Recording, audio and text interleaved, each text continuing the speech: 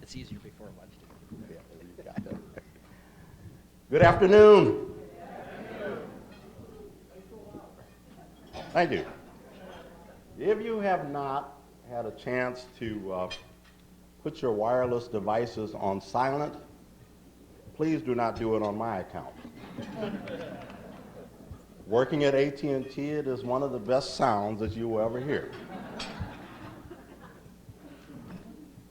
I have the distinct honor of introducing our guest this afternoon, and she has already given me instructions to be very brief.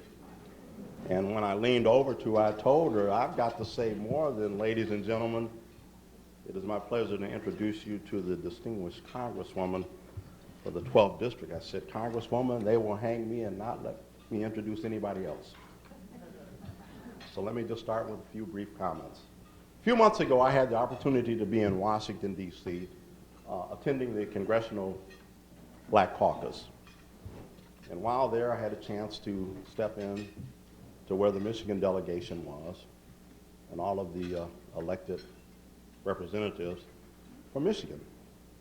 And while there was a crowd gathered around, and I just had to see who was in the midst of this crowd.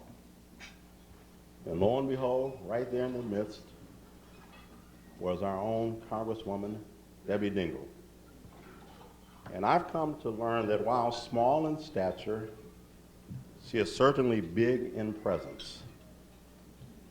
The 12th District certainly got it right when they elected her to Congress in 2014, but you should also know, and many of you know this, that was not the first time that she was elected to public office.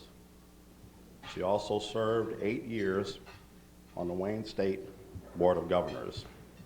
But prior to that, for 30 years, Congressman Dingell served at one of Michigan's largest corporations, General Motors, where she was the president of the GM Foundation. I'm not going to read everything that's here, but I will let you know that prior to her taking office as a U.S. Congresswoman, one of the things that I found to be very important, and I wanted to highlight this since this is the Southern Wayne County Regional Chamber's luncheon.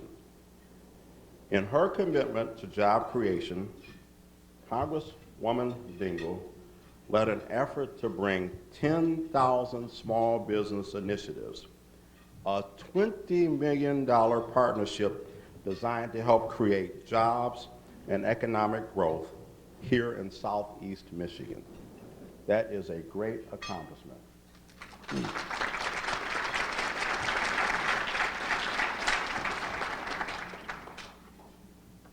There's so many other things I could mention because you've seen her on Flashpoint.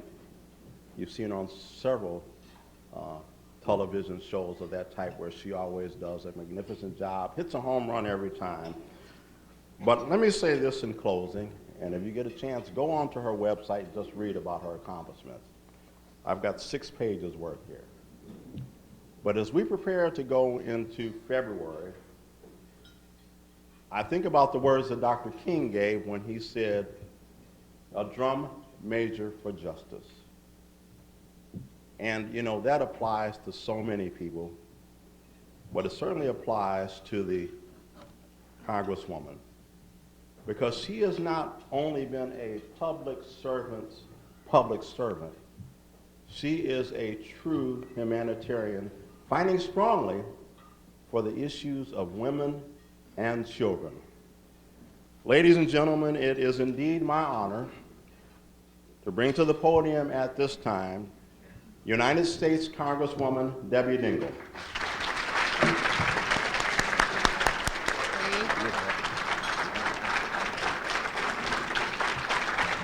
Thanks.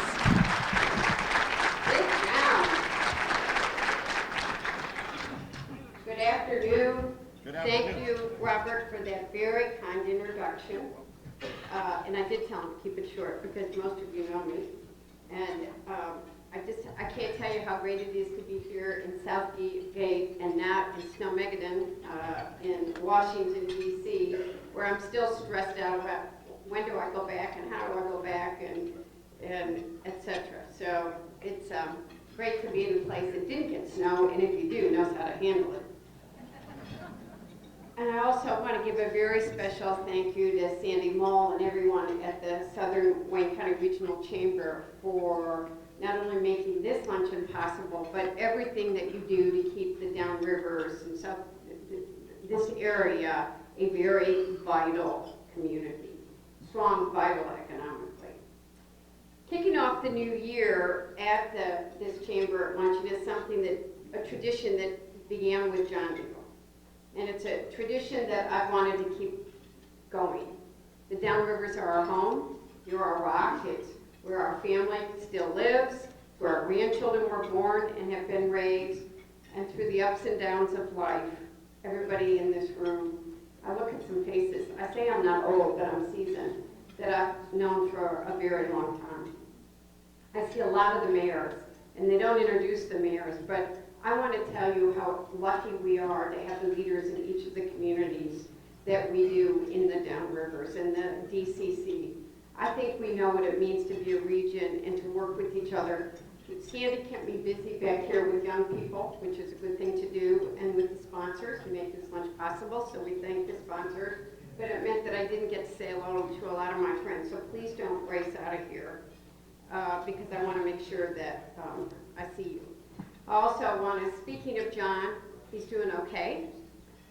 He sends his love, and I want to say, he is so much better than he was a year ago, and he is because of the prayers of so many of you in this room. He's my love, my angel, you all know that. He yells at me all the time. He's given me lots of wisdom and guidance, and I just want to tell you how grateful all your prayers have been, and how I really do believe he's here today because of it. And Jack O'Reilly has seen him. He's feistier than blank. And you watch his Twitter account. He wants to Twitter without anybody looking at it before it goes, and I'm scared to death. You'll never know what national headlines is. Think about John Dingell unfiltered. So that is enough to make you laugh. So as I begin to talk about the issues we all care about and the state and federal issues, I do want to say how lucky we are to be part of this community and the understanding that we all do, that there is this interdependence on each other, and how I see Jim Ferry up there too. And there have been a lot of things that we're all tackling together. It's been just over a year since I was sworn in, and it's been quite a first year. There have been a lot of memorable moments, and I want to talk about those. The ones I spend with you mean a lot, but I have to say that Pope Francis's visit, one of the blockers, was Rachel Maddow made fun of me, but I told her 5'2", eyes of blue, what these 5 feet can do. 2 trips on Air Force One. The president's come to see the auto industry twice, and I am never going to be that jaded that being with the president, I don't care which party, is exciting. And then, quite frankly, having Jim Harbaugh as my guest at the State of the Union wasn't bad. I'm going to tell you, it wasn't my idea that he wanted to come, but as soon as I heard he did, I was like, absolutely. And he's really he's a good guy. He knows what good teamwork can do. But it's been a lot of hard work, too, and a lot of issues that we all care about. The 5 freshmen from the Michigan delegation, I talked about it last year, about how we were absolutely committed to working together. We are. We started last year by going to the auto show tour in Detroit. We all went to the auto show again. John Molinaro, who's a Republican from the other side of the state's office, is right across from mine. Justin Amash is in the office next to me. We have a little Michigan corridor. John Molinaro has become rapidly one of my best friends. We exchange ideas, we talk about things. He'll have somebody in his office, or I'll have somebody in mine, and we run across and say, hey, you should meet it. John's like my agriculture expertise and advisor, and we do farm tours together, and I think it's really important. But David Trott and Mike Bishop and I are working together. David and I are getting ready to do some roundtables with real estate and home builders and the Detroit Economic Chamber. And we want people to see us working together because, by the way, I think we need a lot more of it.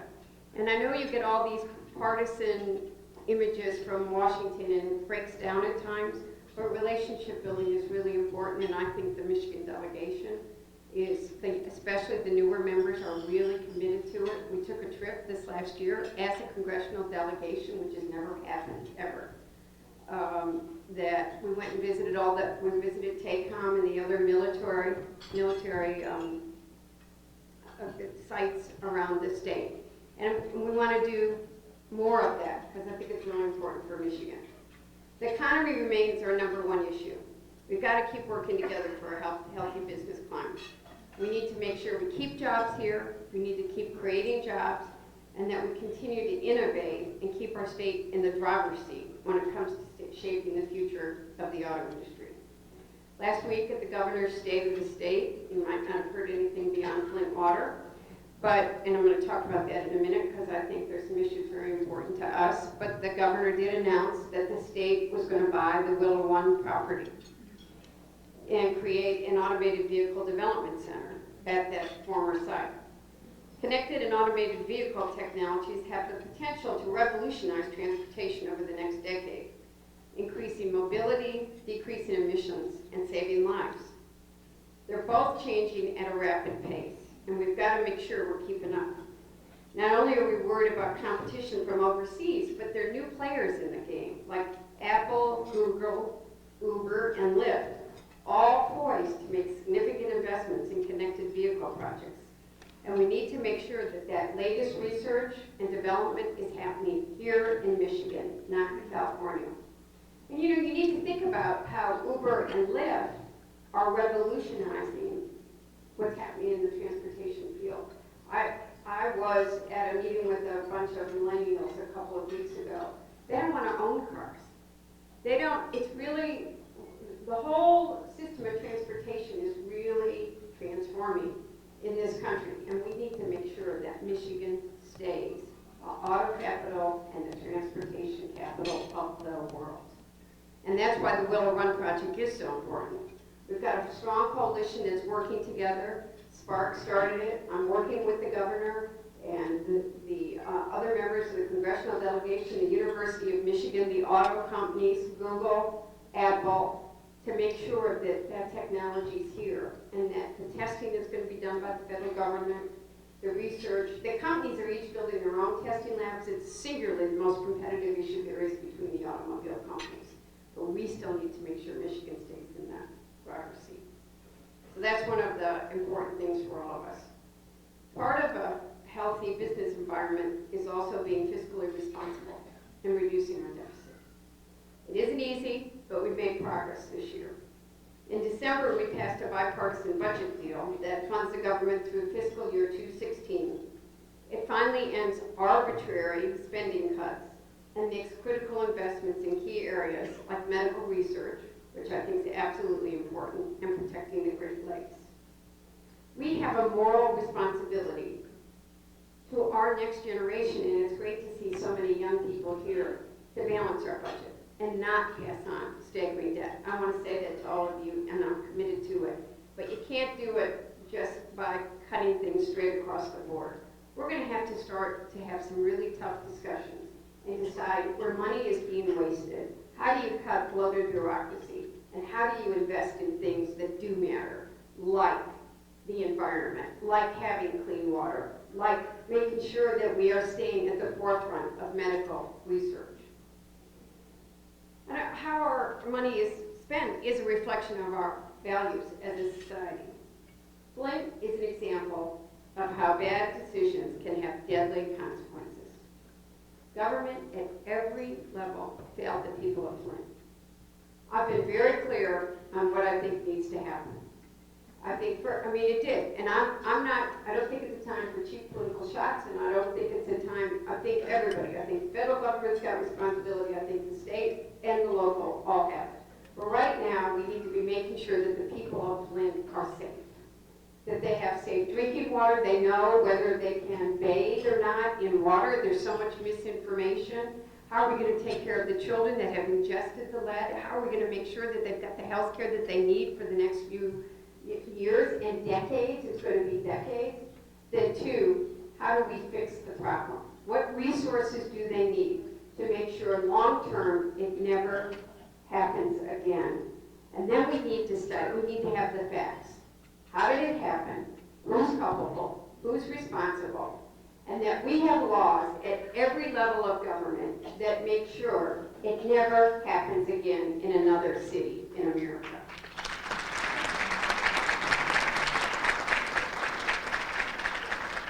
And I want to tell you, we need to, it's an infrastructure issue. So the infrastructure, those pipes that are sitting in Flint, they're in cities across the country. Do you know how many water systems there are in this country? 152,000. And the EPA, which I'm not, is just as culpable as the state is as far as I'm concerned. I don't have all the facts, so I'm not pointing fingers yet, I guess I am. But the states, 49 of those 50 states, because there are so many, have the lead. So we've got to, we've got to worry about it. We've got an aging infrastructure in this country, and I'm going to talk about infrastructure in a minute. But when something like this happens, you think of your own community, and is it safe? So we were talking over here, the Detroit drinking water, you will be happy to know, the system we all use, is one of the safest in America. It's clean, it's a model. And we're lucky that the people that went before us worked for that, and we have a system like that. But I also want to say, and it's probably the biggest warning or news that I have to say today, is that we've got other issues we need to study and address, and make sure as a community we are paying attention, and we're working through them together. A major issue will be the impact on the downrivers with the closing of the DTE coal-fired plant in Trenton. I see Kyle Stack is here, who's a great mayor of Flint, and she's leading efforts with all of the stakeholders to address the potential impact on the downriver communities. DTE, the utility workers, and other interested parties have built a coalition that are working hard together, and everyone's supporting a program called the Power Plus Plan, which will provide job training and other employment services for workers in communities impacted by layoffs that are coming. But at this dinner I was at with Kyle on Saturday night, I learned it could potentially impact walleye, it could potentially impact our eagles. I don't want that to happen, and I don't think you all want that to happen. So I guess I should have warned you. I called Nancy this morning and told her about that already and asked for a meeting. We got to make sure that this is an opportunity for our communities and our workers. The United States is shifting away from coal and traditional power sources to wind, solar, and more efficient forms of energy. We have an opportunity to remake our region and position ourselves as leaders in the energy revolution. We need to be smart and make sure this is an opportunity, not a setback. But there's some other issues we've got to look at to be concerned about. We've got to get the facts and intact. Once the continuing efforts on the steel plants on the river, we know that there are a number of issues there. We've got to turn them into economic assets. What's very concerning to me is Marathon's proposal to increase the emissions of sulfur dioxide and other pollutants, and the DEQ's apparent support. It needs some serious study. They're an important employer for our region, but we can't be an automatic pilot. The effort there is to create cleaner fuels, and that's part of keeping our environment safe. But we need to understand what the impact is going to be on those who live here, and not do it if it endangers the health of our communities. We need to study the facts. There needs to be total transparency. I'm not for or against it, but I'm not an automatic pilot like Flint. I think we all need to find the facts and study them. We also need to have a very clear understanding of the impact of Tenon, the Disposable Advisory Committee, and the fracking waste in Van Buren Township. I hadn't really focused on that until I started getting some letters last week. After Flint, we've got a right to be worried about the credibility of DEQ. And elected officials at the federal, state, and local levels have a responsibility to study the facts and report back to you. If something isn't right, we need to push back. We need to ask the EPA for their review and findings.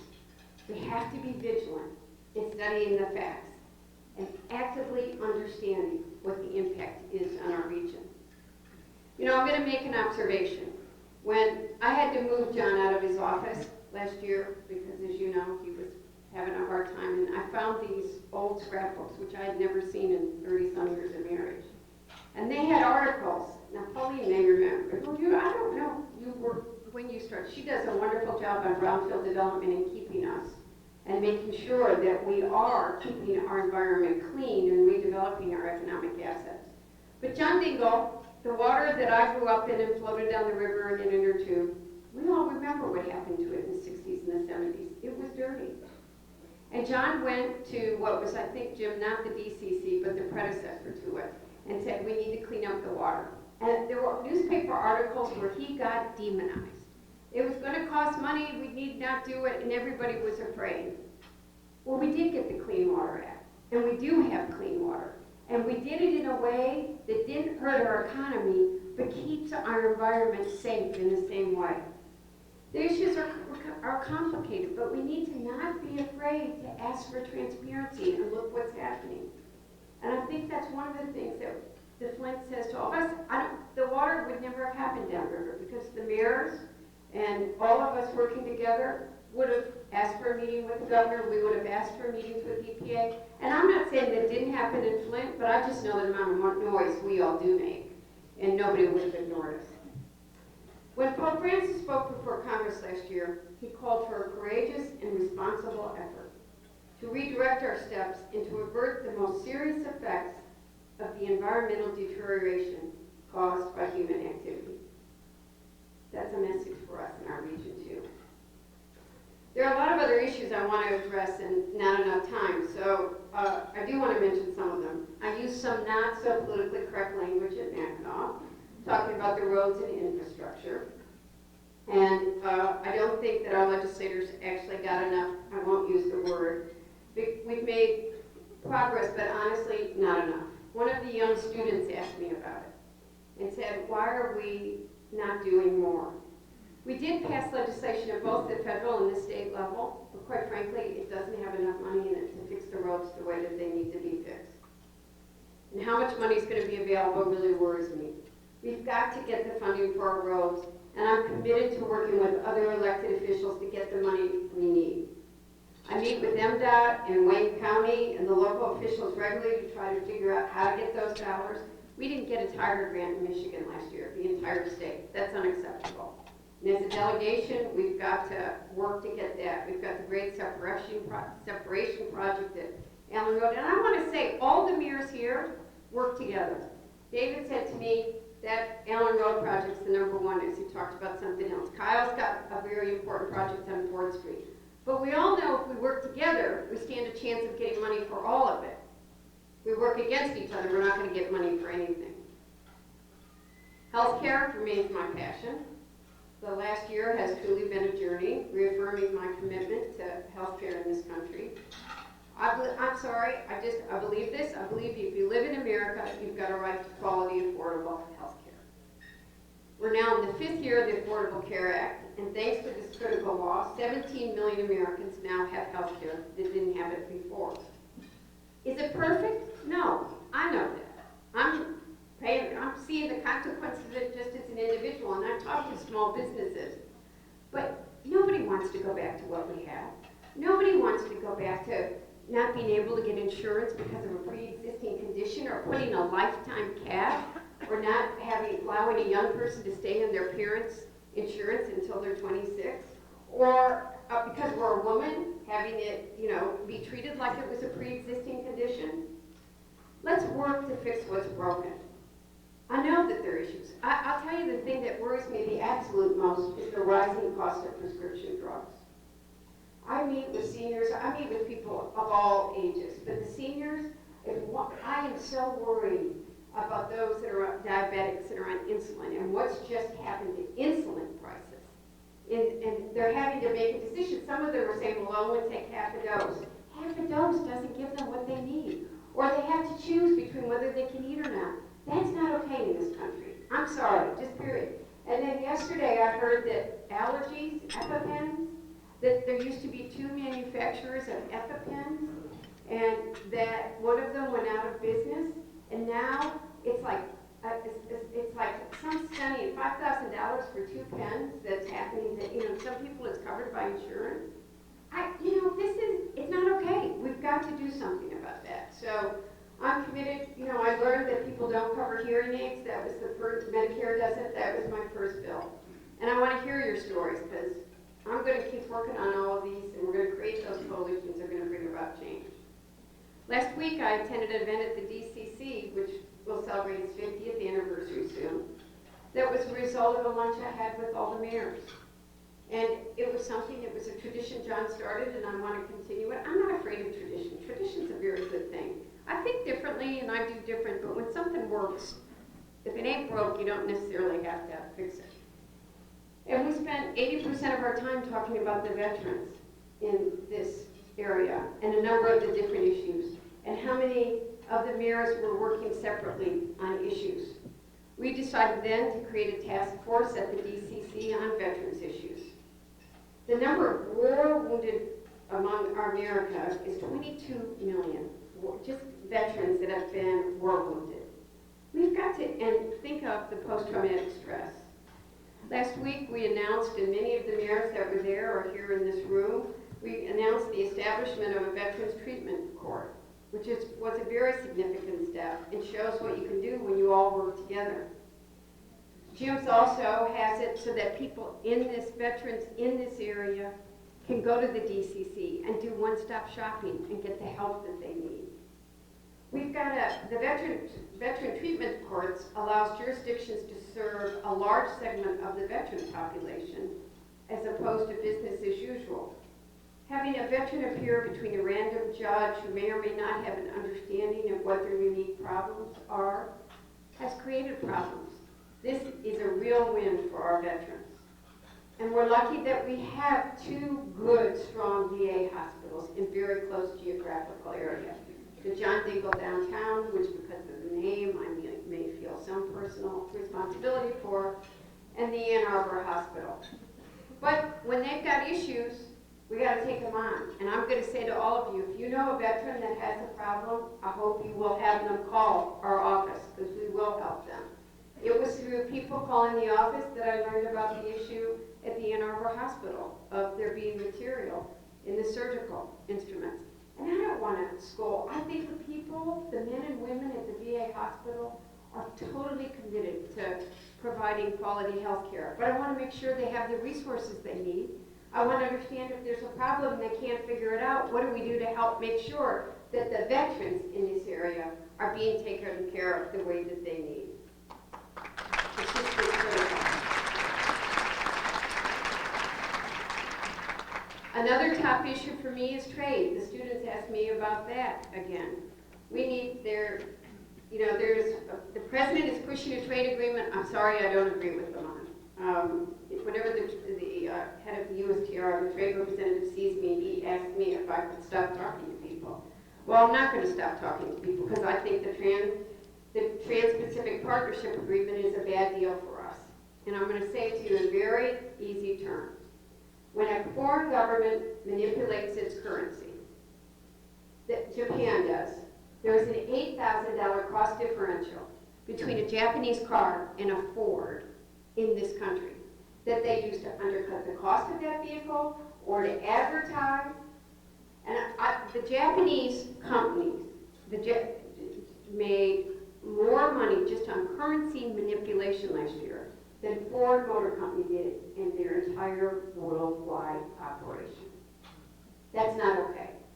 So I'm going to do everything I can. I'm sorry if anybody disagrees with me, but I'll tell you, at this time, I supported NAFTA. It cost us 5 million jobs.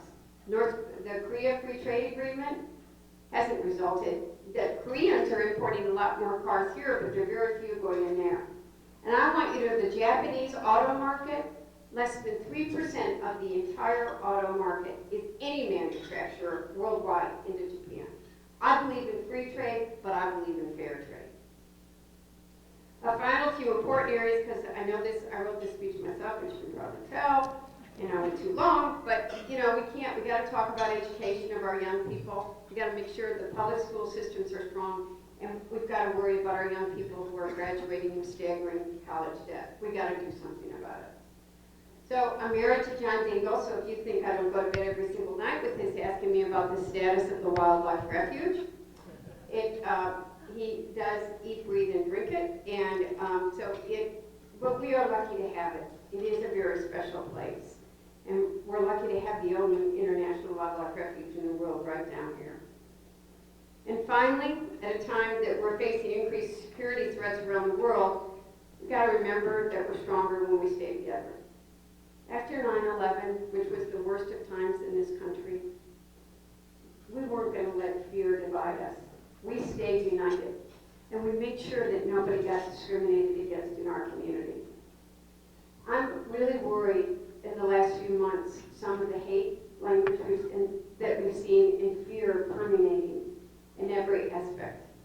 We have to, if we stay united, we will stay strong. We won't let them divide us. We have to make sure that we're safe. We have to make national security one of our top issues and address those issues. But at the same time, let us never let fear divide us. So I've talked enough. I've got a lot more I could say about many issues, but I think these were highlights of issues that really matter to us downriver. So let me close with, I need to know what's on your mind. I need to know if there's a problem that's got to be addressed.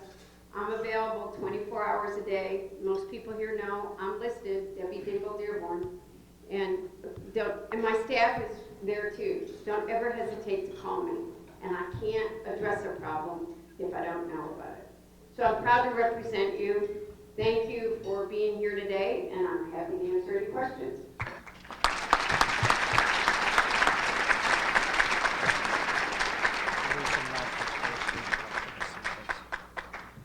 Few announcements before, we begin our question and answer session. And before those announcements, I'd like to take a moment just to have all the elected officials in the audience please stand to be recognized today, all elected officials.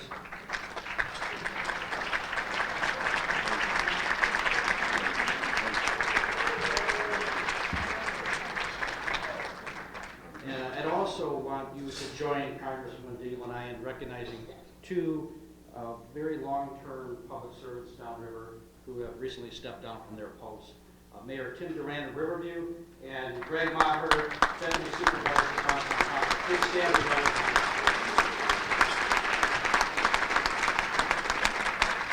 Thank you, gentlemen. Our Business to Business Expo and Conference will take place on Friday, January 29th at the Crystal Gardens. It'll be from 8 till 3 p.m. Complimentary luncheon with keynote speaker Arthur Kim Huttis from 11:30 to 1. The cost for that is $25. The winner's Sparkle Black Tie event from 6 to 9 p.m.